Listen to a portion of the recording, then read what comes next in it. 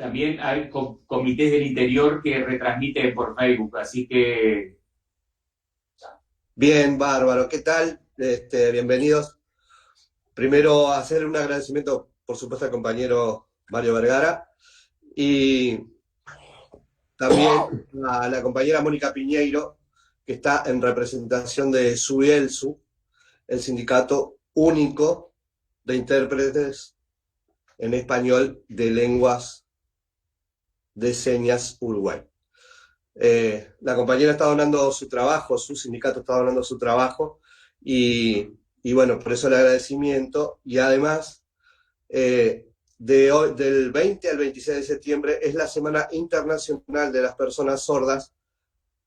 Valga el agradecimiento a Cielsu por el trabajo que nos están donando. Bueno, hoy nos acompaña el compañero Mario Vergara, economista y contador público de la Facultad de Ciencias Económicas y de Administración de la Universidad de la República, máster y doctor en Economía de la Universidad de California, Berkeley, profesor grado 5 de Teoría de Contratos de Economía, de la Regulación, de Economía de las Instituciones y de Microeconomía Bancaria en el Departamento de Economía de la Facultad de Ciencias Sociales de la Universidad de la República. Ha enseñado a nivel de posgrado en Argentina, Paraguay, Perú y Cuba. Ha publicado libros y artículos en áreas de economía institucional, regulación de los servicios públicos y economía bancaria a nivel nacional e internacional. Ha dirigido proyectos, perdón que estoy habilitando ahí, ha dirigido proyectos referidos a dichos temas, patrocinados por el Banco Mundial, el Banco Interamericano de Desarrollo y Programa de Naciones Unidas para el Desarrollo. Ex jefe de estudios económicos del Banco Central del Uruguay. Director de la Unidad Reguladora de Servicios de Comunicación, URSEC, entre 2001 y 2005. Subsecretario del Ministerio de Economía y Finanzas entre 2005 y 2008. Galardonado con el Premio Nobel, con el Premio Internacional 2008, el X y Walter Haas, de la Universidad de California, Berkeley. Presidente del Banco Central de Uruguay entre 2008 y 2013, ministro de Economía y Finanzas del Uruguay desde diciembre de 2013 hasta 2015, presidente del Banco Central del Uruguay 2015 a 2018 y senador de la República en el periodo 2020 a 2025. Muchas gracias por estar. Un gusto, un gusto. Y si me van a dar el premio Nobel, me quedo más tiempo todavía. El premio Nobel, en las anécdotas con una compañera, colega de enfermería, el hijo compartió contigo en Berkeley y me mandó una foto cuando te recibiste y se la pasé a tu secretaria.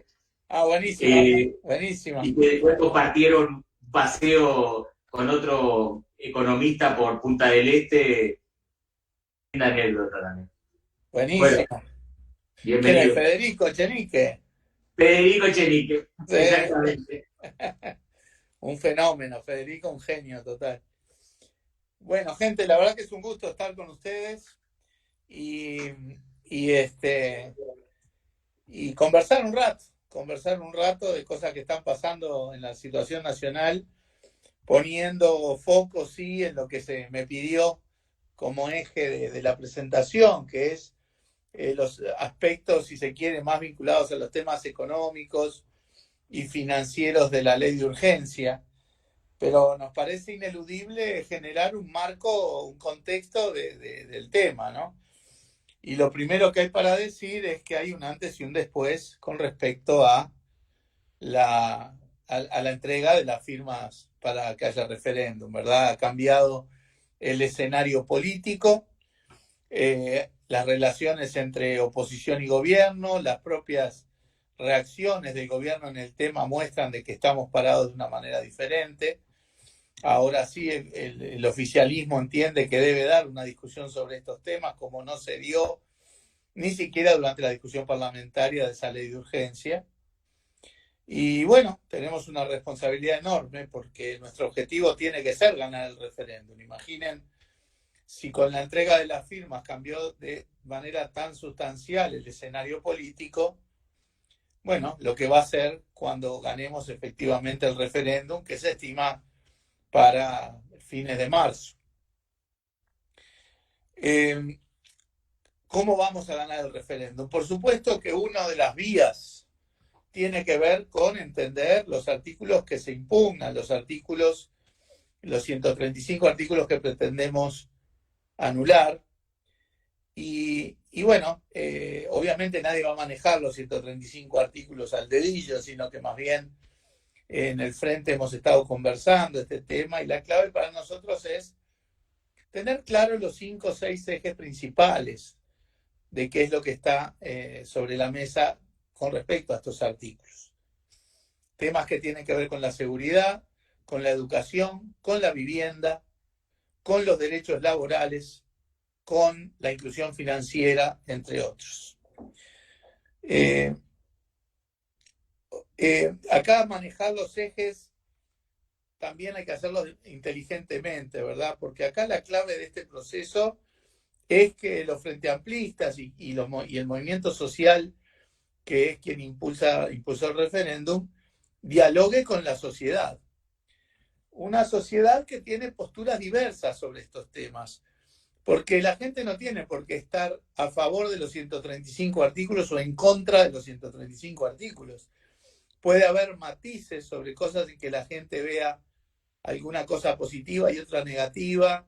Y bueno, tenemos que saber dialogar con esa parte de la sociedad que tiene esa visión. Además, para ganar el referéndum, bueno, ya han firmado 800.000 personas, pero tenemos que llegar a 400.000 personas más, por lo menos, para convencerlas de que es fundamental derogar o anular estos artículos. Por lo tanto, reitero, en esa franja de sociedad con la cual tenemos que convencer,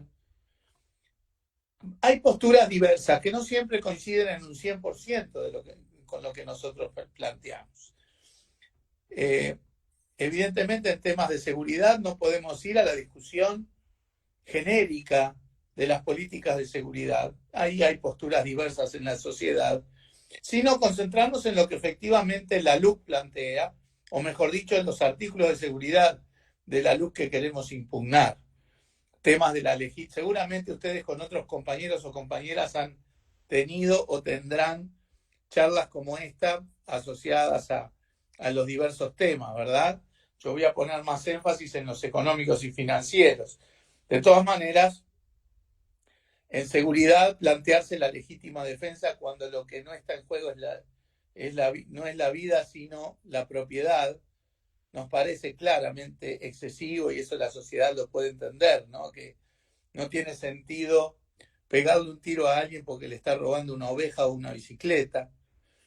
O, bueno, los cambios que hubo que están perjudicando bastante, sobre todo a nivel de adolescentes en conflicto con la sociedad, y cómo el objetivo del gobierno, que es llenar de presos las cárceles, solo trae más problemas. Y si no, miremos lo que está pasando estos días. En materia de vivienda, el tema del desalojo express para aquellos que arriendan sin garantía. El gobierno pretende convencer de que se puede alquilar sin garantía desde la LUC, cuando en realidad eso es falso. Se puede alquilar sin garantía desde antes, y de hecho hay una proporción importante de arrendamientos en el país que ya son sin garantía.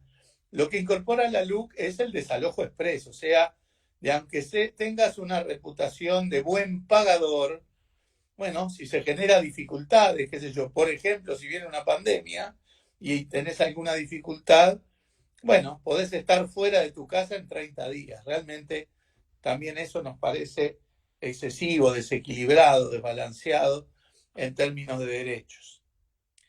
El tema de la educación, la erradicación de los consejos de primaria, de secundaria, de educación técnico-profesional, que significa recortar la participación democrática, sobre todo de los docentes en el proceso educativo. Pero bueno, hay 2 bloques más al menos, o 3, que son sobre los que más me voy a detener porque tienen que ver con lo que se me planteó como centro de la intervención. El primero, de temas económicos y financieros, tiene que ver con temas de derechos laborales. porque se atan también a temas de la inclusión financiera. Está claro que en la LUC hay un artículo que reglamenta la huelga y nosotros entendemos que la huelga, o sea, que esa reglamentación es inconstitucional. ¿Por qué? Porque tal como reza el artículo, puede llegar a ser seductor, porque lo que dice el artículo es que el que quiera hacer huelga, que la haga, el que quiera entrar a trabajar, que entre, y el patrón o el empleador que pueda entrar a su empresa durante la huelga. Reitero, eso dicho así, es algo que puede ser seductor o razonable. ¿Por qué pensamos que viola la Constitución esa reglamentación? Porque claramente ese formato erosiona la efectividad de la huelga, erosiona el impacto de las medidas que se tomen. Y la Constitución no solamente habla de salvaguardar el derecho de huelga, sino que habla del derecho de huelga y su efectividad. Por lo tanto, nosotros somos contrarios a este artículo que reglamenta de manera inconstitucional el derecho de huelga. Máxime cuando se ve, bueno, para quién gobiernan, ¿no? Porque también esto hay que atarlo con el artículo que tiene que ver con la criminalización de los piquetes y las movilizaciones, ¿verdad? O sea, esto hay que verlo como un paquete que va en una determinada dirección con la cual evidentemente discrepamos. En materia de inclusión financiera, voy a hablar de 2 o 3 puntos. Uno que está vinculado al tema de los derechos laborales y los derechos de los trabajadores, que es que desde la LUC ya no es obligatorio pagar las remuneraciones, los salarios a través de medios electrónicos. Esto había sido incorporado en la Ley de Inclusión Financiera del año 2014 del Frente Amplio. Y básicamente lo que nosotros pensamos es que hacer las cosas por medios electrónicos tiene todas las ventajas, las bondades, en seguridad, en transparencia, en información, en eficiencia, en reducir costos. Hay una bondad que no tiene, que es la de facilitar la evasión. Nosotros entendemos que no hay razón para dar marcha atrás a una política que la sociedad uruguaya en su conjunto abrazó, incorporó. Déjenme poner un dato por deformación de economista. Cuando se hizo la ley en 2014, solo el 8% de los pagos que hacemos los uruguayos, las uruguayas, solo el 8% se hacía por medios electrónicos. Hoy se hace el 60%. Y lo que ayudó esto además en la pandemia. O sea, la sociedad uruguaya incorporó la utilización de los medios electrónicos de pago y sus ventajas. Entonces, ¿a qué responde esta marcha atrás? ¿A qué responde el permitir que se paguen salarios en efectivo? Bueno, para nosotros la única explicación que encontramos es que facilita la evasión tanto de impuestos como de aportes a la seguridad social. Y esto no es solo, para empezar que es una marcha atrás, y bueno, no es solo un tema de recaudación del Estado, la recaudación de impuestos o la recaudación de aportes. Es también un tema de derechos de los trabajadores. ¿Por qué? Porque aportes a la seguridad social significa derechos, significa el derecho a la pasividad, al sistema de salud, al seguro de paro.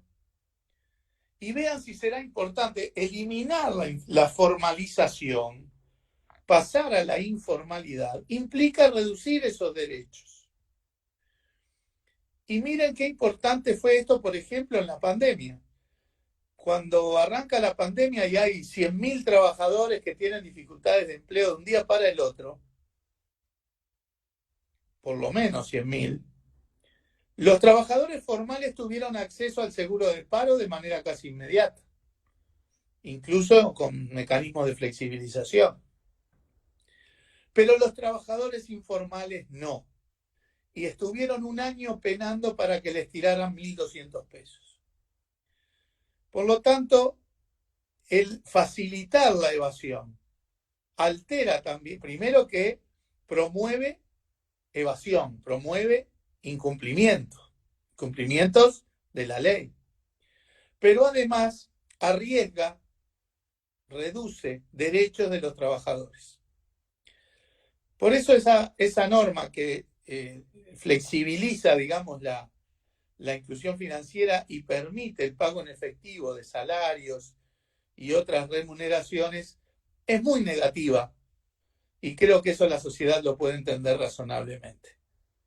¿A quién beneficia esto? Bueno, al empleador que quiere incumplir.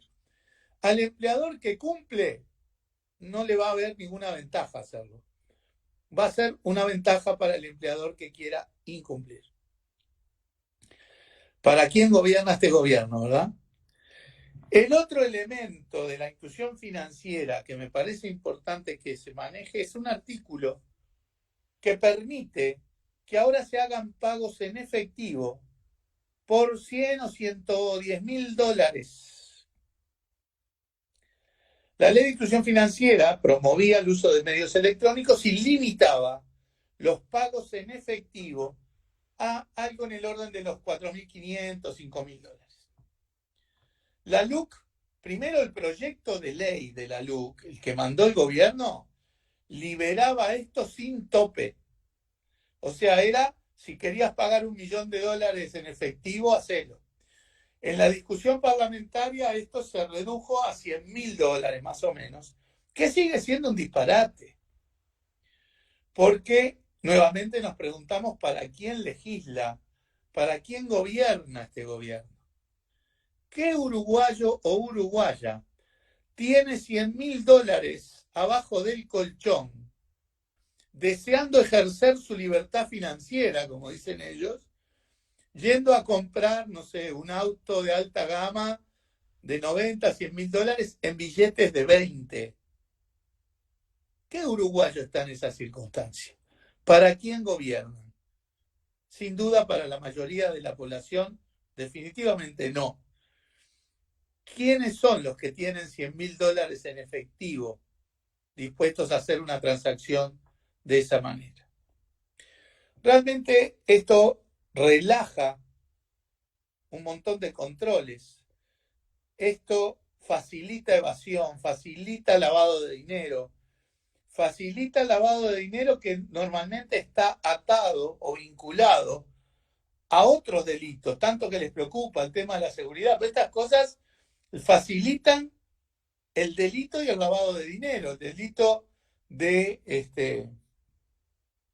narcotráfico, de tráfico de armas, de tráfico de personas, dinero del cual se hace dinero que después hay que lavar. Bueno, este tipo de medidas facilita esconder el dinero desde el punto de vista de la prevención del lavado. También hay un artículo que relaja un poco las exigencias para la prevención del lavado de dinero. Es una cuestión más técnica, pero lo que quiero decir con esto es que en realidad es un paquete que va en la dirección contraria de donde hemos ido en los años anteriores, de generarle al Uruguay una buena reputación en materia de prevención del lavado de dinero y financiamiento del terrorismo, que de hecho estamos siendo permanentemente evaluados como país por organismos internacionales que se encargan del tema. Y sin duda, estas medidas van a contrapelo de la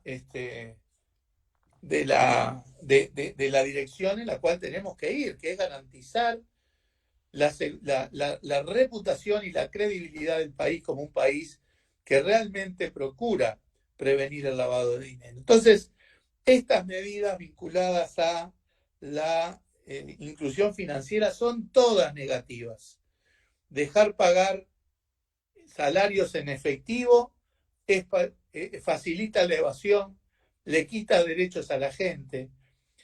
Permitir pagar transacciones por $100.000 en billetes es realmente inconcebible para quién se legisla y todo lo que esto genera en términos de debilitamiento del marco de prevención de lavado de dinero y financiamiento del terrorismo. También en materia económica hay otra serie de artículos que tiene la LUC que muestra también que es la llamada regla fiscal, que en realidad yo digo es la llamada regla fiscal porque lo que está en la LUC no es una regla fiscal. Porque lo que se define de poner metas fiscales no son obligatorias, son estimativas.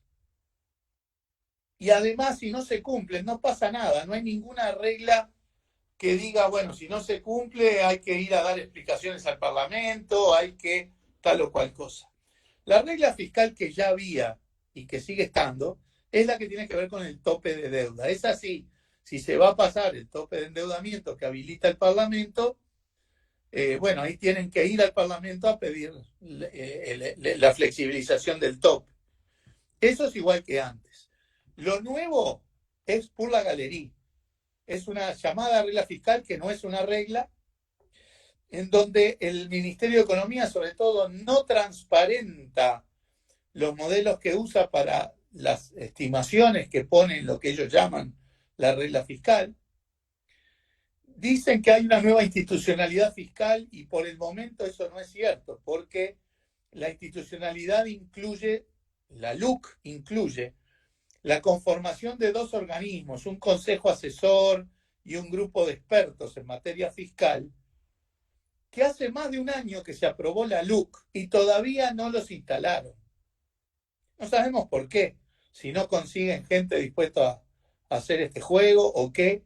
La cuestión es que la LUC ya lleva un año y pico y eso que se supone que era una reforma tan urgente y tan importante, bueno, pues ninguno de los dos ámbitos ha sido conformado por el gobierno.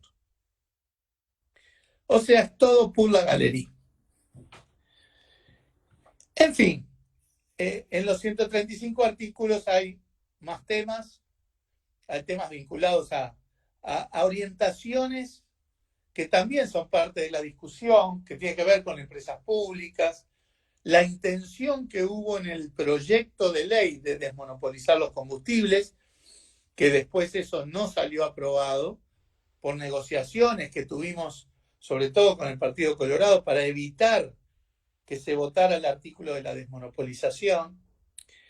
Y, bueno, toda una orientación que está en la LUC, que está en la ley de presupuesto, que está en el discurso oficial, que vuelve a estar en la rendición de cuentas, que es el hecho de recortarle roles al Estado. Ellos están convencidos, lo dicen con todas las letras, de que el Estado es una carga, un lastre para el sector privado, que hay que recortar el Estado y que recortando el Estado en sí mismo ya tiene la ventaja de que el sector privado se siente más libre, el malla oro, corre más rápido y nos arrastra a todos al nirvana de la felicidad pública. Esa teoría del derrame no se ha verificado nunca en ninguna parte del mundo en ningún momento de la historia. Los países más potentes, con mercados más profundos y con sectores privados más sofisticados, son también los países que tienen estados más potentes. Oponer el Estado al sector privado es un error conceptual, es una cuestión puramente ideológica y equivocada. Y eso lo vimos, por ejemplo, incluso no solo en estos intentos de privatizar cosas, de quitarle peso al Estado en un montón de áreas, en políticas sociales, en la infraestructura, en las empresas públicas, en la regulación.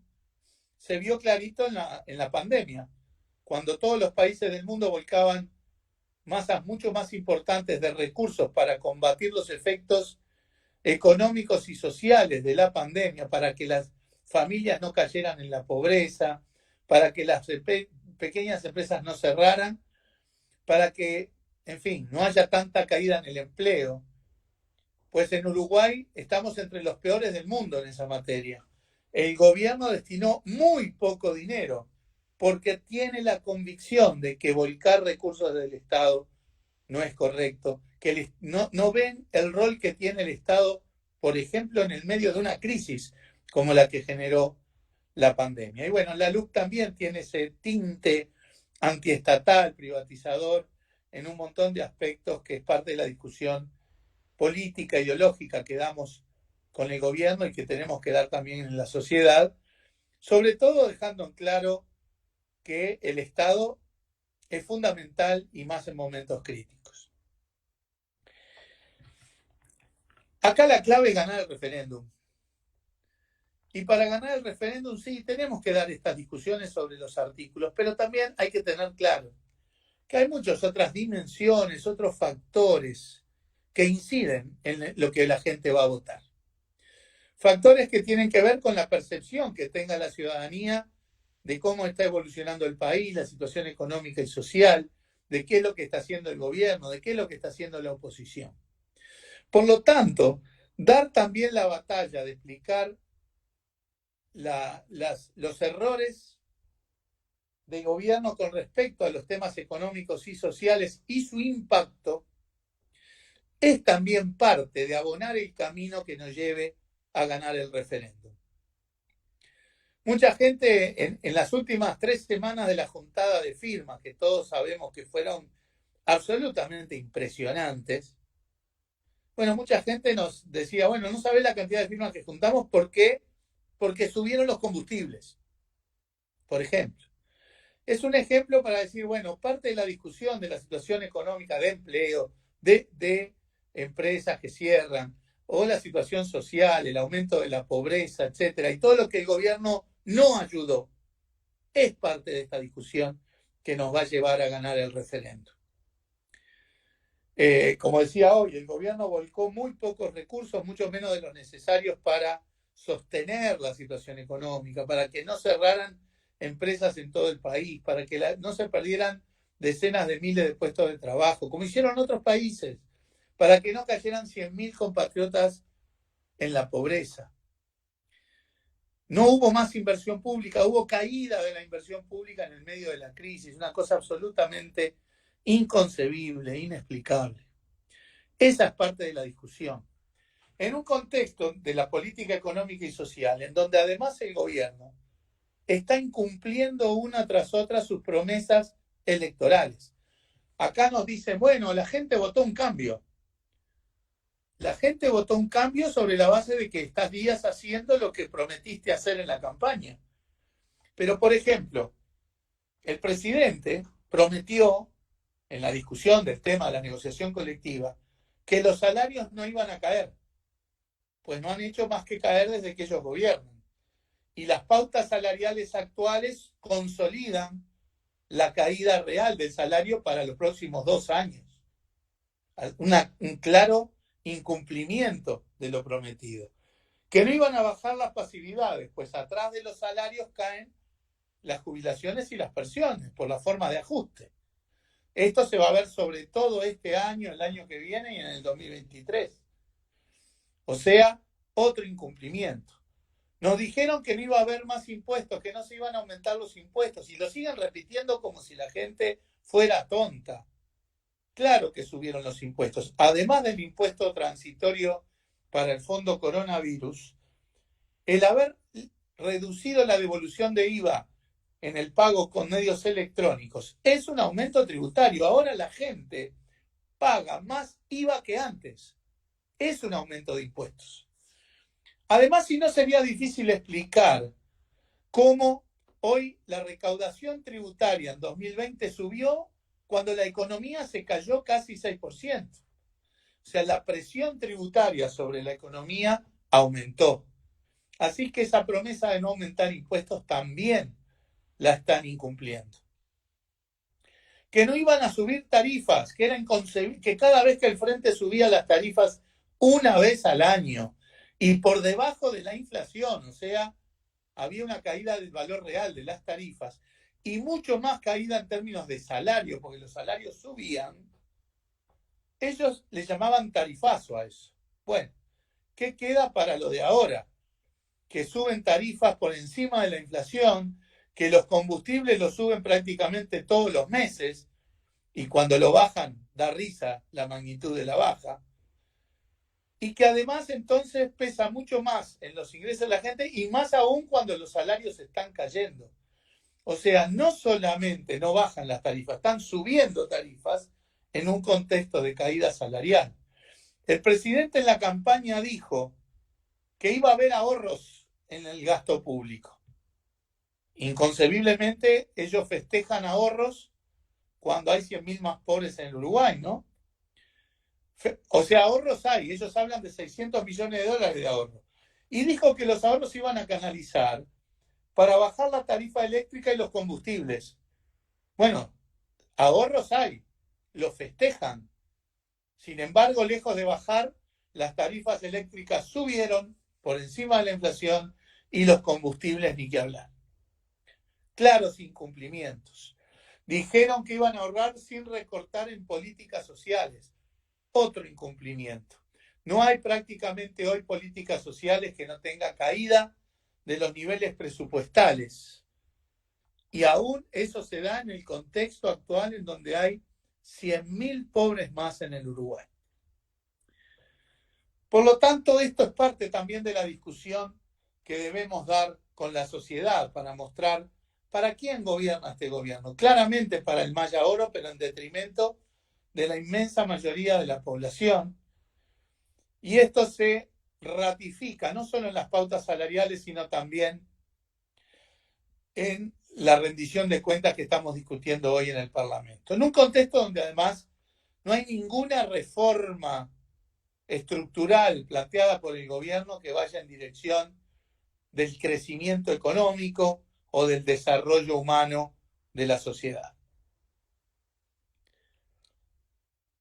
Y quiero poner un elemento más que es como la frutilla de la torta, para demostrar para quién gobiernan y que creo que es parte de los temas que hay que discutir con la sociedad y que va, vuelvo a decir, a abonar el camino para ganar el referéndum, que es la escandalosa entrega de un monopolio en el puerto de Montevideo. Es un escándalo, un escándalo. Le dan a una empresa privada el monopolio del manejo de contenedores en el puerto por 60 años, hasta el año 2081. Y el Estado además se retrae, se ata de manos, porque en el propio acuerdo con esa empresa se abstiene de fijar precios, de fijar tarifas y de llamar competidores. O sea, un monopolio privado y sin regulación. El peor de los escenarios. Va a ser muy negativo para toda la sociedad uruguaya, para la producción, porque por el puerto sale lo que exportamos, lo que vendemos, el trabajo uruguayo.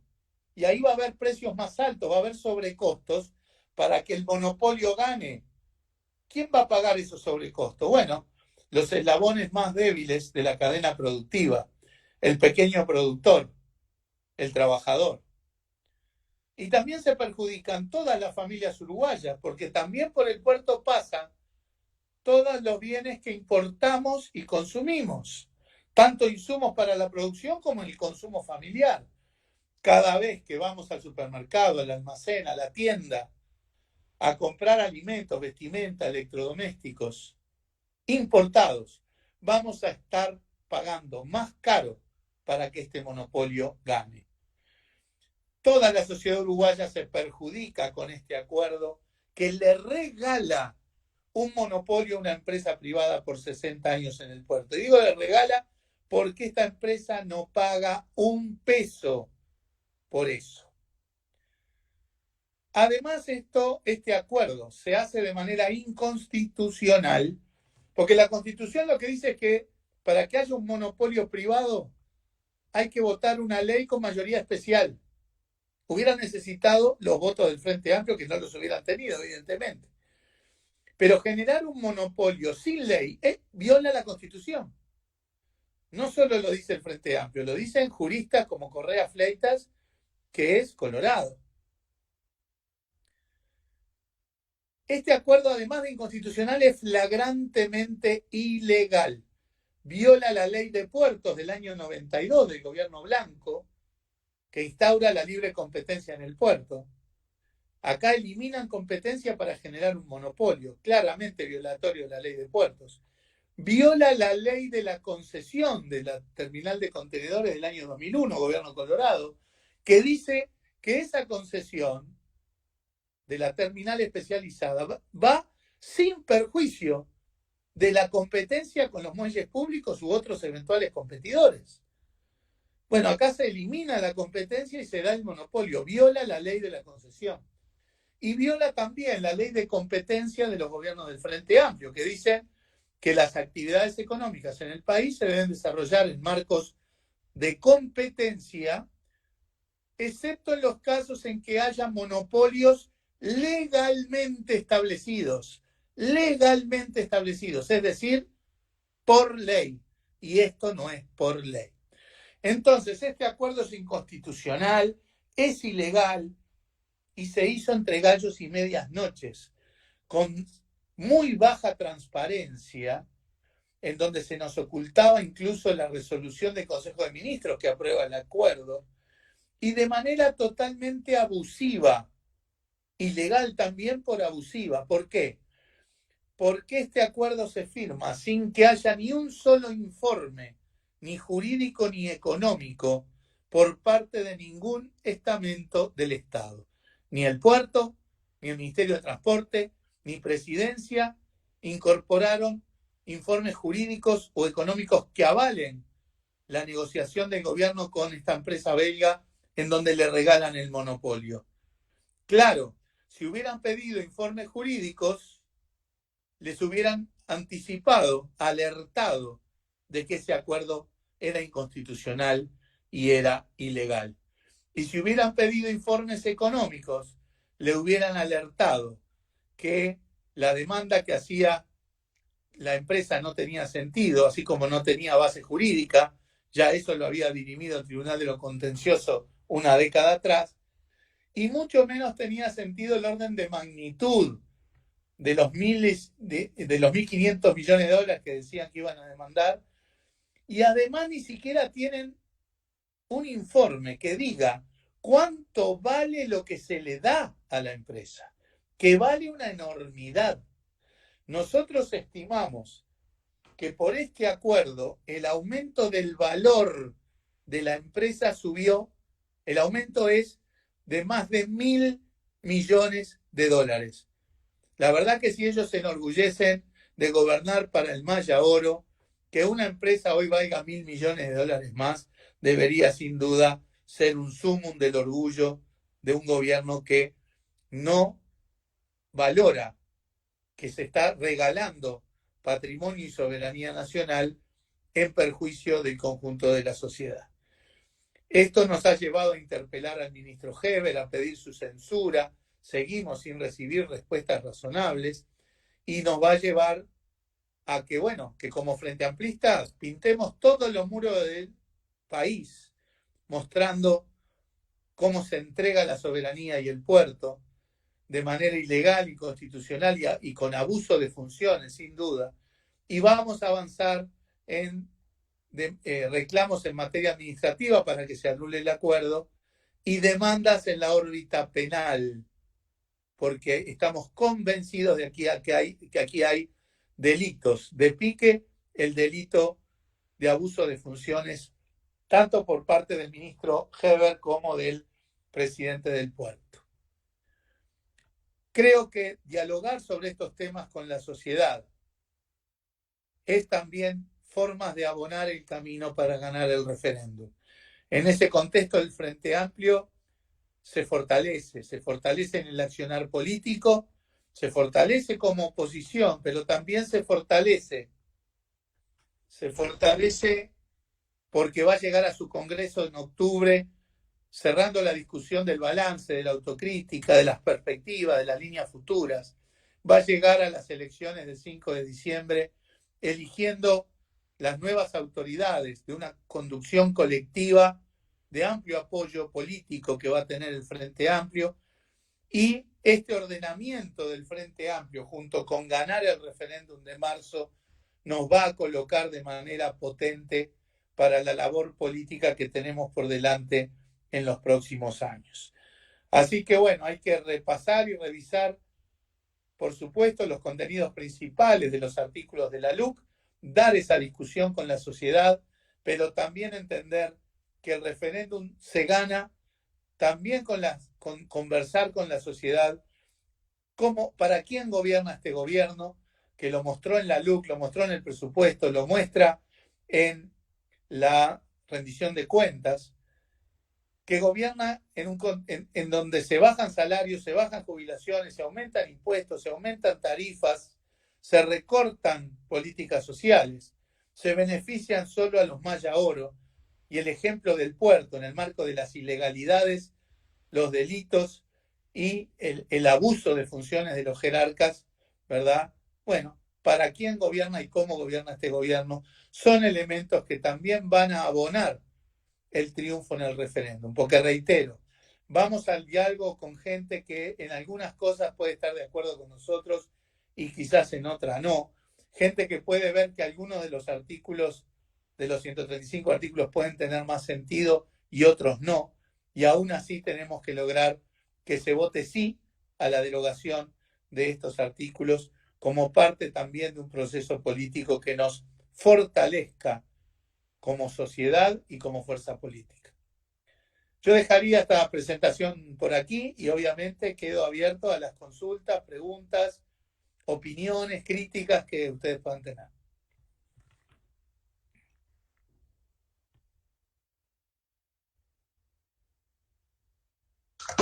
Adelante. ¿Está? Sí. Bueno, Bárbaro, muchas gracias por todo el aporte. Te quería decir que el otro día, escuchando al señor Ojeda, que es el representante, el abogado del sindicato policial, mencionó que no había abusos policiales y que además no mataron a la oveja esa que tú planteas y que estás mintiendo y que además que no entiende tu discurso antipolicía. Dios, sabemos, ¿no? Que todo eso ocurrió, pero bueno, no tienen no tienen filtro para decir las cosas, ¿no? La verdad que te agradezco la referencia, porque yo no le salgo a contestar a Ojeda porque no vale la pena. Primero, porque si bien él es abogado del sindicato policial, él no está actuando en esos términos como abogado del sindicato policial, sino como operador político de su partido, que es el Partido Colorado.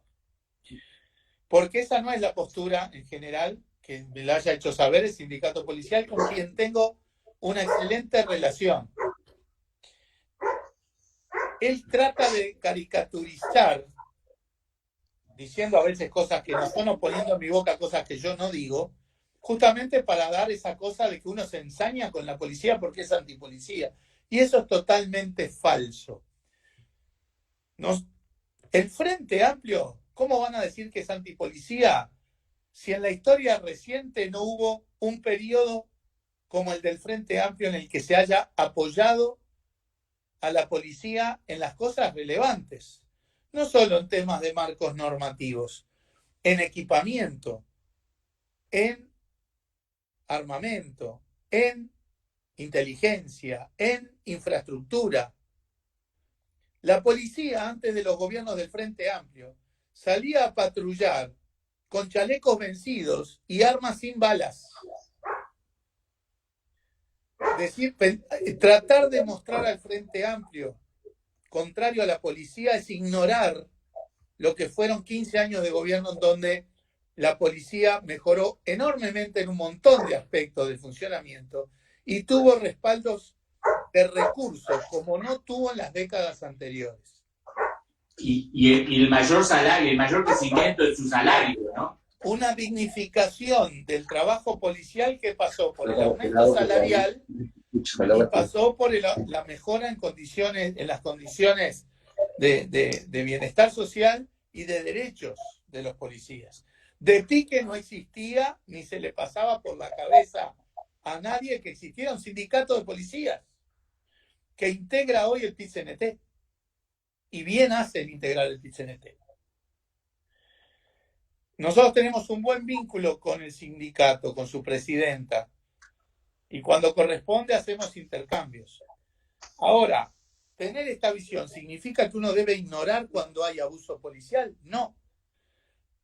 Advertir que hay abuso policial no nos transforma en antipolicía. Nosotros queremos que la policía reprima lo que tiene que reprimir, que lo haga en el marco de las leyes y las normas, pero sin abusos.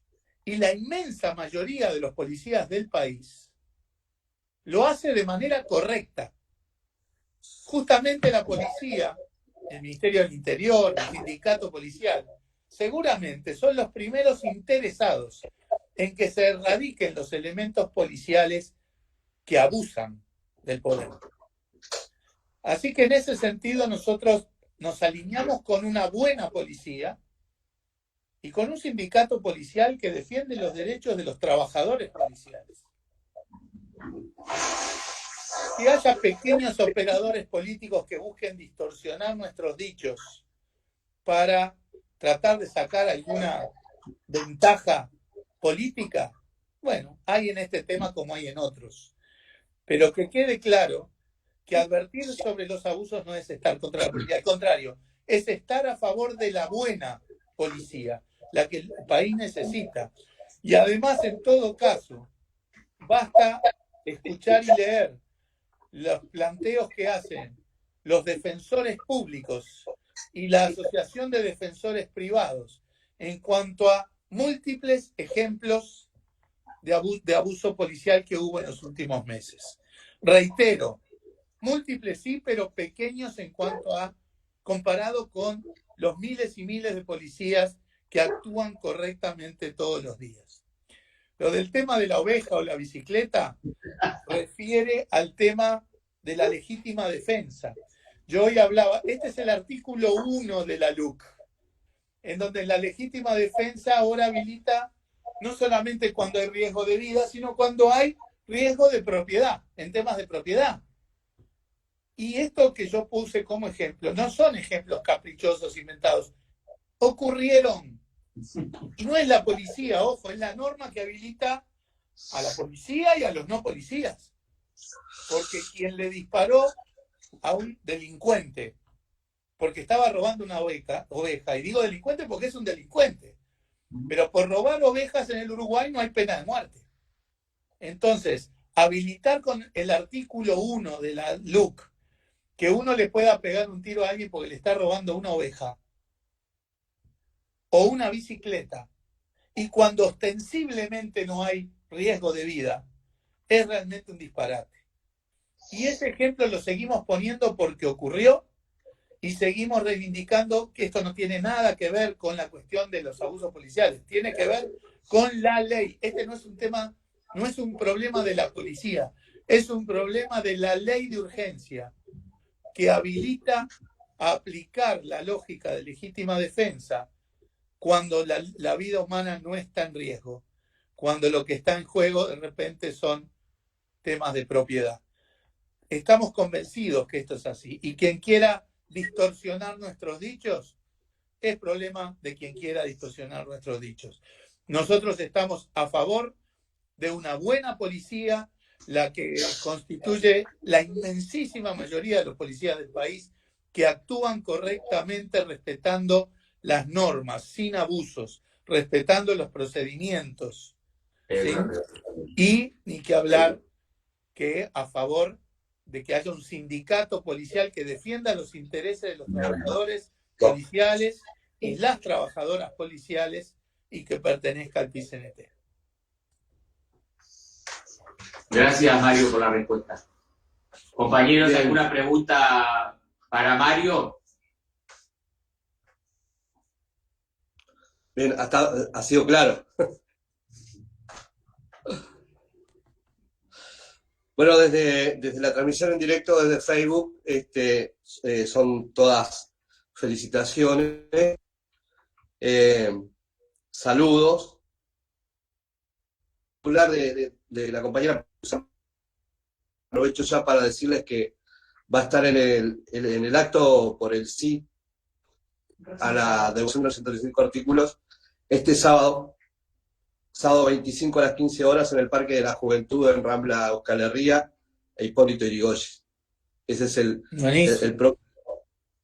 Al lado donde estuviste el sábado de mañana en el comité a redoblar, ahí es el Parque de la Juventud, que eran asentamientos y se regularizó todo. Va a estar Silvia Medina, va a estar la compañera Tamara García, compañero Charles Carrera y Oscar Andrade. Además de que son pasteles y Numa Morales. Un lujete. Me invitaron a participar ahí, pero justo el sábado a esa misma hora voy a estar en otro comité. Y está bueno que nos repartamos, ¿no? Todos los referentes, los legisladores, los dirigentes, porque esta es una tarea no solo de todo Montevideo, de todo el país, ¿verdad? Y buenísimo, tienen tremendo elenco ahí, ¿no? Que acabas de mencionar. De hecho, esta no va a ser la última vez que te vamos a estar convocando. Con mucho gusto. Es solo la primera. Julio quiere hablar. Adelante, Julio. Hola Mario, un gusto que estés con nosotros. Una consulta, porque lo hemos discutido a nivel de comité también y no queda muy claro. ¿Estamos hablando de anulación o derogación? Ahí es un tema más bien jurídico, que entiendo que es anular. O sea, porque la derogación significa que hubiera estado vigente todo este tiempo, dependiendo bueno, depende de la naturaleza de cada artículo, pero entiendo que es la anulación. Pero eso te lo va a poder responder mejor algún jurista, digamos, especialista en el tema, Charles, seguramente. Pero tengo que por otra parte es más fácil decir anular que derogar.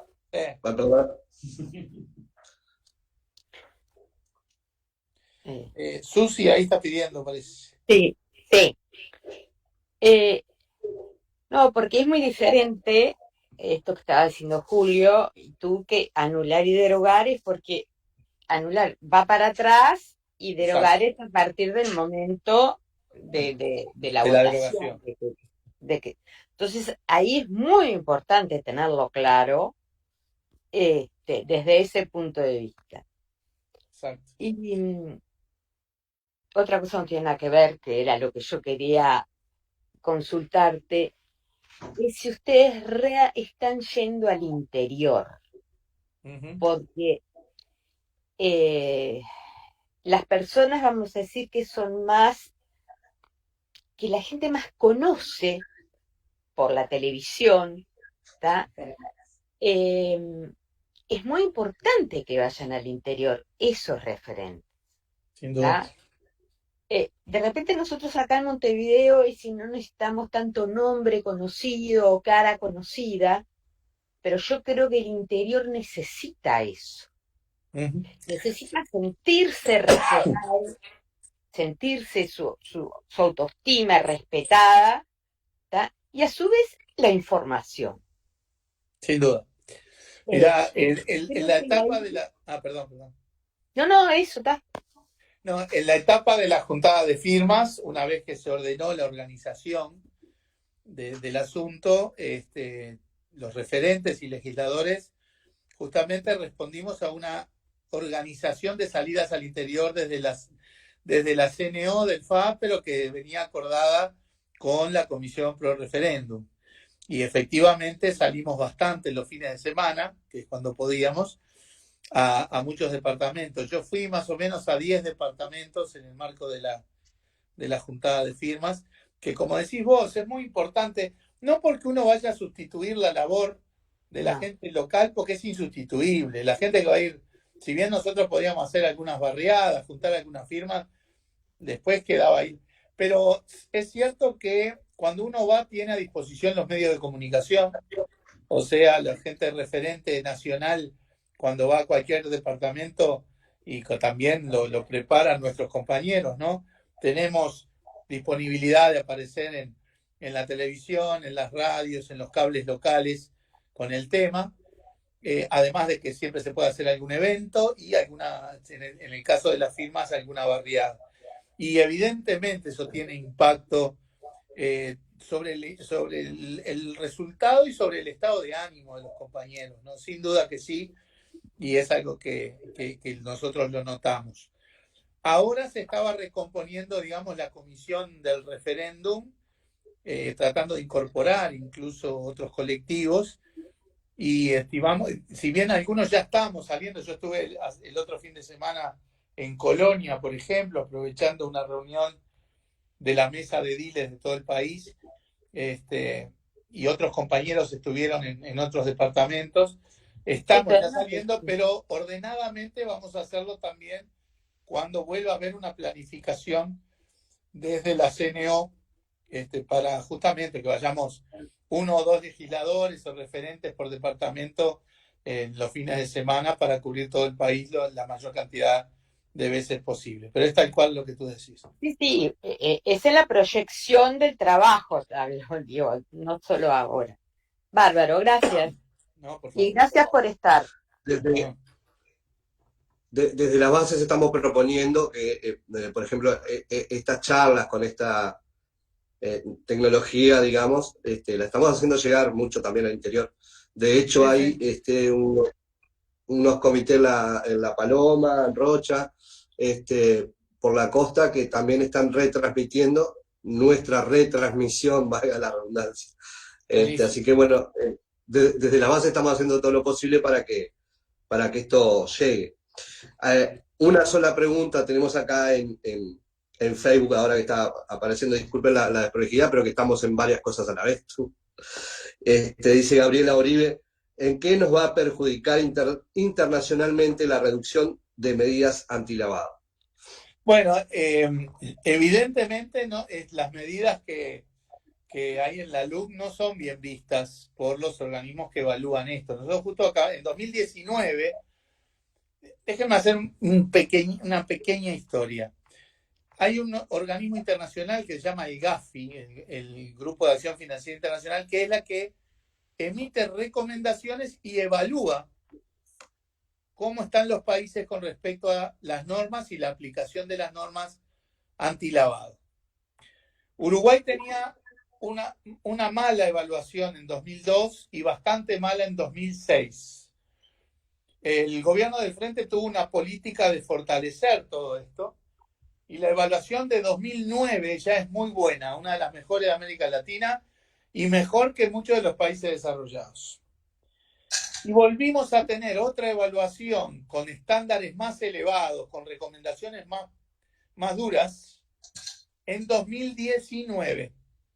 Y realmente también la evaluación fue muy buena. En 2020 está la LUC, que realmente debilita algunas cosas. Estamos seguros que esto no es bien visto por estos organismos evaluadores. Pero bueno, eso no quiere decir que de un día para el otro, primero vaya a saber uno cuándo son las próximas evaluaciones, pero en todo caso, o sea, las cosas que erosionan una reputación nunca son buenas. Quizá no tienen una dimensión tal como para que nos vayan a matar en la próxima evaluación.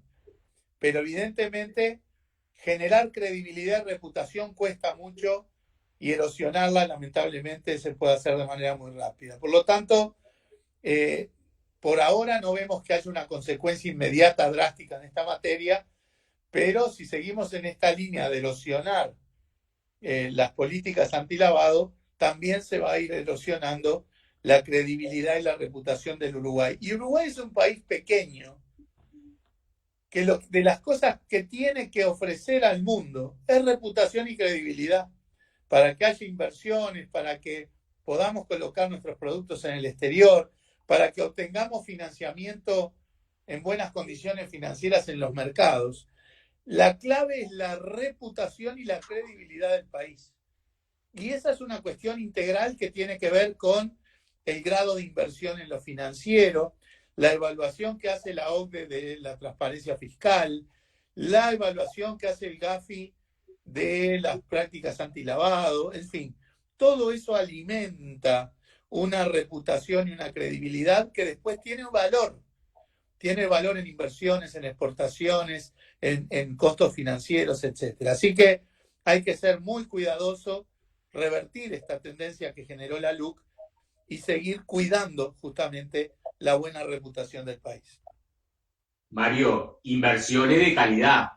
Porque Exacto. A los países que no tienen credibilidad y reputación va poca inversión y la que va es la que va a aprovechar la corrupción, las cosas truchas, ¿no? Por lo tanto, si uno quiere inversión de calidad, tiene que tener una buena reputación. compañeros, ¿alguna pregunta? ¿Algún aporte?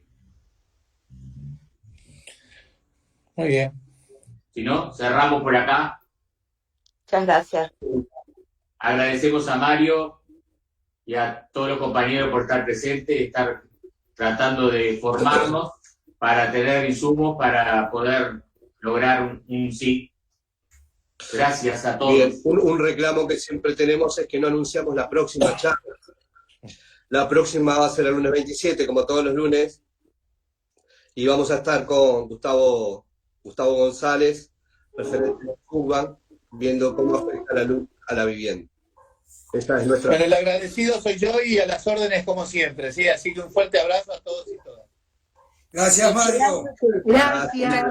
Gracias, compañero. Chao, compañeros. Muchas gracias. Buena jornada. Gracias. Gracias a Mónica Piñeiro. Gracias, compañero. Gracias, Mónica. Gracias. Cada vez somos más.